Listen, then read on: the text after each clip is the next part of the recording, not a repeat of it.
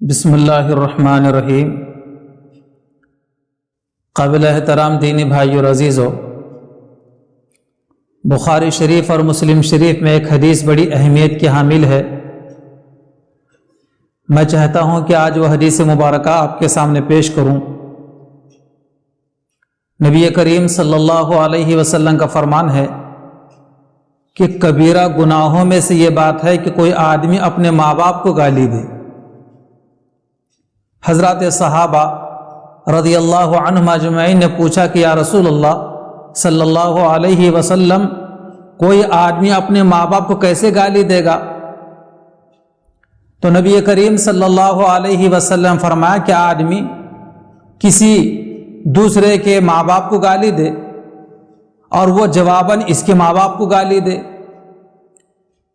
گویا کہ اس نے دوسروں کے ماں باپ کو گالی دے کر اپنے ماں باپ کو گالی دلوائی ہے۔ اس کو بھی نبی کریم صلی اللہ علیہ وسلم نے گناہ کبیرہ میں سے فرمایا ہے۔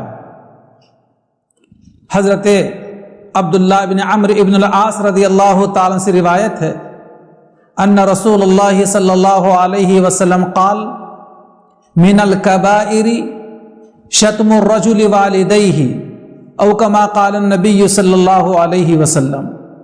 خلاصہ وہی ہے جس کو میں نے پیش کیا، اس لیے بہت ضروری ہے کہ ہم اپنے زبانوں کو محتاط رکھیں اور کسی کو بھی گالی نہ دیں، خاص طور پہ کسی کے ماں باپ کو بھی گالی نہ دیں کہ وہ پلٹ کر ہمارے ماں باپ کو گالی دے۔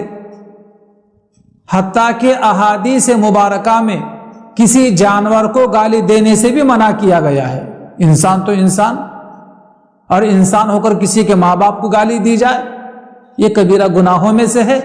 اور کبیرہ گناہ وہ گناہ کہلاتا ہے جس کے کرنے پر جہنم کی وعید آئی ہے۔ اللہ تعالیٰ سے دعا ہے کہ اللہ تعالیٰ ہم تمام کی گالی گلوچ کرنے سے پوری حفاظت فرمائے اور اپنے زبانوں کو محتاط رکھنے کی توفیق عطا فرمائے۔ آمین ثم